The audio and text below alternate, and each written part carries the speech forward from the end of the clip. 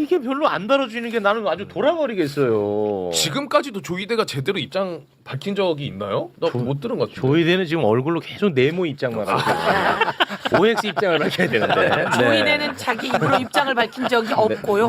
여기서도 매번 나왔지만 바로 다음 날 절차를 제대로 안 밟았다 그랬더니 차후에 어떤 절차를 밟았는지 차후에 봐야 된다. 네. 이렇게 얘기하고 계엄 해제가 된 다음 날 해가 밝고 출근을 했는데 그때도 내가 그래서 이걸 주요하게 보는 게 뭐냐. 맞습니다. 내란 때는 내란에 동조하려고 했던 것 같고 내란이 어찌됐던 간에 국회의에서 이제 멈춰졌단 말이에요. 네. 무산됐어. 그 이후에 나는 플랜 B를 생각했던 것 같다는 거야. 그 출근길을 보면 그 냄새가 나고. 그 계엄 과정에서 혹시 법적 절차를 따르지 않았다면 법적인 문제가 있을 수 있다는 지적도 나오는데 원장님은 어떻게 보시는지도 궁금합니다. 차후에 그런 어떤 절차를 거치는지 한번 지켜봐야 될 것 같습니다. 뭐 사실이면 탄핵 사유까지 될 수 있다 이런 말까지 나오는데 혹시 원장님 입장 있으신가요? 네, 그런 부분 나중에 다시 말씀드리겠습니다.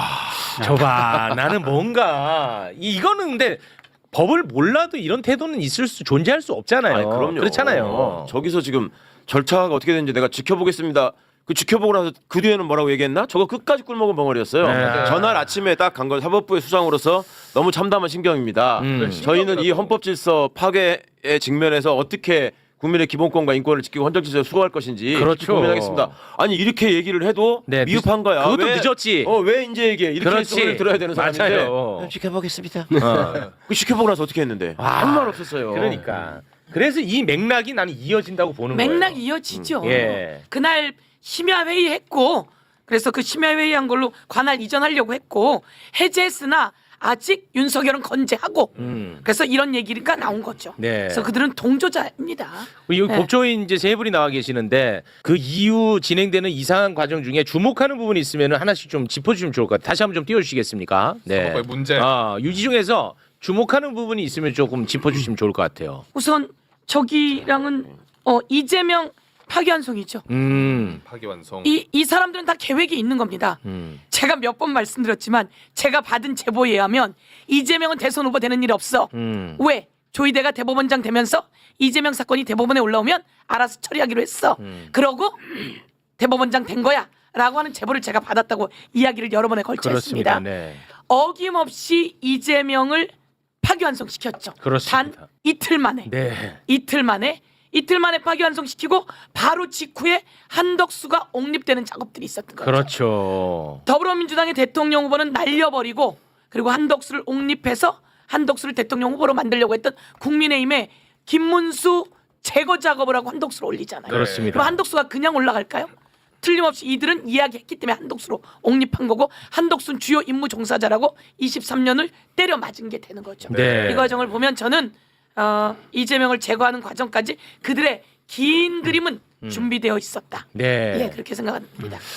그또 다른 부분 주목하는 부분이 있나요? 물론 저도 이제 네. 이재명 유죄 취주 파기환송이라고 보긴 합니다. 그런데 조이대 같은 사람은 그런 거죠. 한덕수나 조이대에 대해서 조이대 위원장에서 비난을 하는 이유는 뭐냐면 그 지위에 있는 사람들이 이건 아니다라고 선언해 줘야 우리 많은 국민들이 진짜 온몸으로 이렇게 싸울 때의 어떤 그런 것에 어떤 응원도 되고 실제로 그렇죠. 그렇게 해야 될 지위에 있는 거예요. 그런데 네네. 안 하고 있는 건 애매한 태도를 취한 건 뭐냐면 성공하면 거기 잘 붙어가지고 진짜 잘 먹고 잘 살겠다 이런 생각이 저는 있다고 봐요. 그러니까 저는 진짜 처벌을 해야 된다고 생각을 하거든요. 그래서 네. 저는 이재명 유죄치 파기환송도 그런 어떤 궤를 같이 하는 것이라고 생각하는데 문제는 저는 이번에 박영재 법원행정처장 임명한 거 있잖아요. 이건 진짜- 그것이 저는 귀를 의심했는데 주심 재법관이라는 것은 모든 사건을 먼저 이렇게 기록도 검토하고 판결문도 쓰고 그런 진짜 중요한 사람입니다. 네. 그러니까 그 전체적인 판결 구도를 이끌고 갈 수 있는 그런 사람이에요. 실제로 대법원장이 재판장이지만 어떻게 보면 실무적인 일은 주심 대법관이 한다고 봐야 돼요. 네. 그런데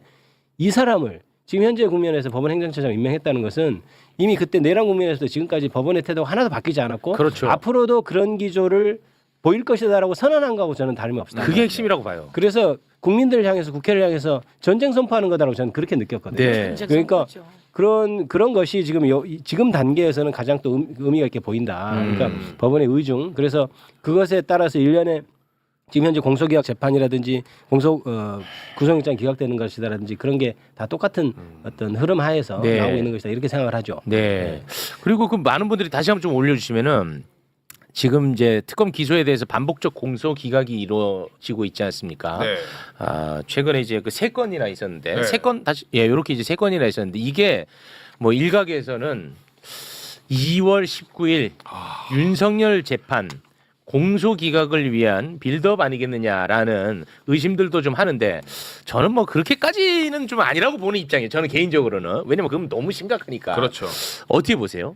그런 의심들, 그런 분석들에 대해서. 저런 식의 결과를 계속 내놓으니까 그런 의심을 할 수밖에 없는 상황이 되긴 한 거죠. 네. 근데 저런 부분들을 가지고 이제 직위원의 윤석열 선고까지 연결지어서 생각하고 싶지는 않습니다. 사실 네. 솔직히 그렇게 할 만한 상황도 아니라고 아직은 판단하고 있고 네네. 누차 말씀드리지만 직위원 판사가 향후에 한국에서 살고 싶으면 본인도 판단하는 게 있을 거고 저 그 공소기각한 건에서 그 문제를 삼았던 상황과는 완전히 다른 차원의 일이라서 그러니까 이제 특검의 그 수사 대상이냐 아니냐 이런 부분들이 이미 몇 번의 판결로 정리가 됐거든요. 정리가 됐어요. 네네. 예, 그러니까 심지어 이제 백대현이가 정리했어요. 네. 유일하게 그 부분을 가지고 공소기각 여부를 걱정해야 되는데 네. 그런 상황은 일어나지 않을 가능성이 아직까지는 높다. 네. 그렇지만 우리가 정말 경각심을 가지고 감신해야 된다. 아까 이제 두 분 의원님이 말씀하셨지만 저도 같은 생각이었거든요. 이게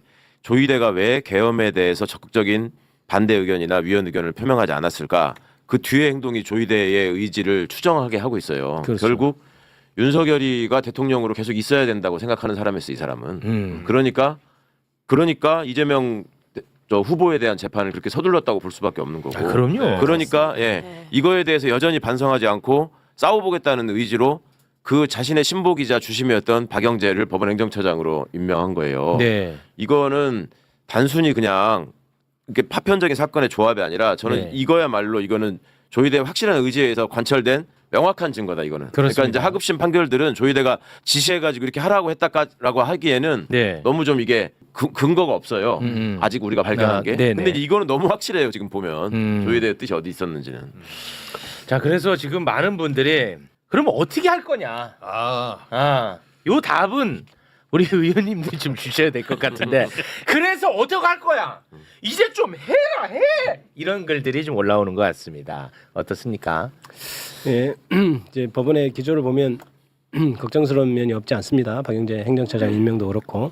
그런데 먼저 그것부터 좀 말씀드리면 김여성이라든가 공소기각된 것은 이제 특검의 수사 범위 관련해서 지금 된 것인데 네. 윤석열은 그런 문제는 저는 없다고 일단 보여져요. 네. 그다음에 백대현 부장이나 그다음에 한덕수 판결에서 내란이라는 점은 사실은 다 끝났죠. 판결이 됐기 네. 때문에 그것과 완전히 결을 달리해서 판결하기는 좀 쉽지는 않을 거다라는 생각은 한편으로는 갖고 있습니다. 물론 네. 긴장해서 우리가 지켜봐야 되겠지만 그래서 저희들이 오늘 지금 우리 존경하는 소영교 의원님과 함께 지금 재판 소원 문제라든지 이런 법원 개혁에 대해서 그동안 왜 빨리 진행하지 않느냐라고 이제 비판하시는 분도 많이 있는데 네. 저희들로서는 또 여러 가지 상황을 고려해서 네, 타임라인을 좀 보고 있는 면도 좀 네. 있거든요. 그래서 아마 조만간 대법관 증언을 좀 증언하는 문제라든가 법외국제. 네, 법외국제도 곧 통과될 것이고 아마 네. 2월달 정도는 통과되지 않을까 싶고요. 네. 그런 면을 시작해서 또 법원이 더더욱 그래도 반성하지 않고 하면 더더욱 더한 어떤 개혁안도 마련하고 해야 될 것으로 생각됩니다. 일단 네. 말씀하신 어떤 법외국제라든지 대법관 증언이라든지 재판소원 이 부분은 조만간 통과를 시키려고 지금 하고 있습니다. 네, 그 제도 개혁은 이제 그렇게 가는 것이고 네. 인적 청산 다시 말해 탄핵에 대해서는 아직까지 고려하고는 있지 않죠. 네, 그 아직 재판부의 어떤 판결을 가지고 탄핵까지 하기는 조금 뭐 논의는 지금 저희가 되고 있지는 않은데요. 네네. 그러면 한번 살펴보도록 그렇게 하겠습니다. 네, 알겠습니다. 김예성을 공소 기각시키면서 특검의 수사 범위에 들어있지 않다 이렇게 얘기했거든요. 네. 새빨간 거짓말입니다. 예. 김건희 특검 제가 만들었습니다. 아. 제가 만들었고 15호까지 쭉 범죄가 나열돼 있고요. 16호에 이 수사 15호까지를 수사하는 과정 중에 인지된 관련된 사건 이렇게 돼 있습니다. 이건 김건희에게 투자했던 김건희를 보고 대기업들이 김혜성에게 투자한 거거든요. 네. 그리고 투자했고 이 과정 중에 인지된 사건이기 때문에 이것은 전부 다 관련 범죄로 다 되어 있습니다. 인지된 사건, 그러니까 16호에 수사 과정에서 인지된 사건 그리고 그 과정에서 고소 고발된 사건 이렇게 되어 있습니다. 네. 범위에 있음에도 불구하고 이들은 그렇게 적용을 시킨 겁니다. 그렇지. 그럼 이거는 보이는 과정이 이런 작정하고 있다. 저는 이렇게 생각해야 된다고 생각합니다. 네. 도이치모터스 사건이 어떻게 무죄가 날 수가 있죠? 네. 마찬가지로 그들이 법을 왜곡해서 적용한 경우 있잖아요. 네. 도이치모터스 그리고 여론조사 받아서 정치자금법 무죄라고 하는 거 전부 다 이들이 법을 잘못 적용시키고 그렇습니다. 왜곡시키고 그리고 또 김매성에 대해서도 공소기각도 말도 안 되는 것으로 왜곡시키게 된 거죠. 네. 그리고 김상민 네. 검사회관에서도 매간 매직 맞아요. 네. 왜냐하면 김건희가 김영선한테 전화하거든요. 네. 김상민 도와줘.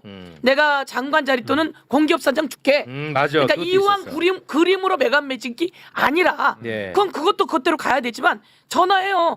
내가 공기업 사장이나 그다음에 그 장관 자리 줄 테니까 그 자리에 김상민 넣어줘. 이렇게 하잖아요. 있어, 맞아. 그래서 그게 매간 매직이에요. 아, 오랜만에 생각나네. 예, 그래서 제가 그것 때문에 매간 매직이라고 누누이 얘기했는데 얘네가 매간 매직이 아니라는 건 이왕 그림을 얘기하면서 네. 그렇게 해서 털어버린다고요. 와. 잘못된 적용들을 계속 하고 있는 그러네. 겁니다. 그래서 제가 드리고 싶은 말씀은 이들은 새빨간 거짓말을 너무 천연덕스럽게 판결로 하고 있다. 네. 이들은 법 왜곡죄에 의해서 꼭 심판받게 될 것이다. 아. 이렇게 보고 이 내용을 저희가 잘 건드려 줘야 네. 계속 건드려 줘야 이것이 다음 항소심에서 제대로 나올 것이다 이렇게 생각하고요. 저는 걱정 태산같이 해야 된다고 생각합니다. 직위원은 제가 받은 제보와 사진도 있어요. 뭐 이 상황에서 어디에 있는 게 아니라 막 다른 데도 막 돌아다니는 사진을 제가 받았거든요. 그런 걸 보면서 아주 위험한 상황이나 이 세상의 역사는 바로 가기 때문에 윤석열은 사형 선고되어야 한다. 이렇게 말씀드리고 네. 저희들 말씀처럼 조이대 너무 문제가 많잖아요. 네. 법 위반했잖아요. 네. 예, 그래서 저희들이 그것을 정리했어야 되는데 특검이 또 애매하게 기각을 시켜서 다시 종합특검에서든 네. 수사 제대로 하게끔 촉구해야 된다고 생각합니다. 알겠습니다. 네.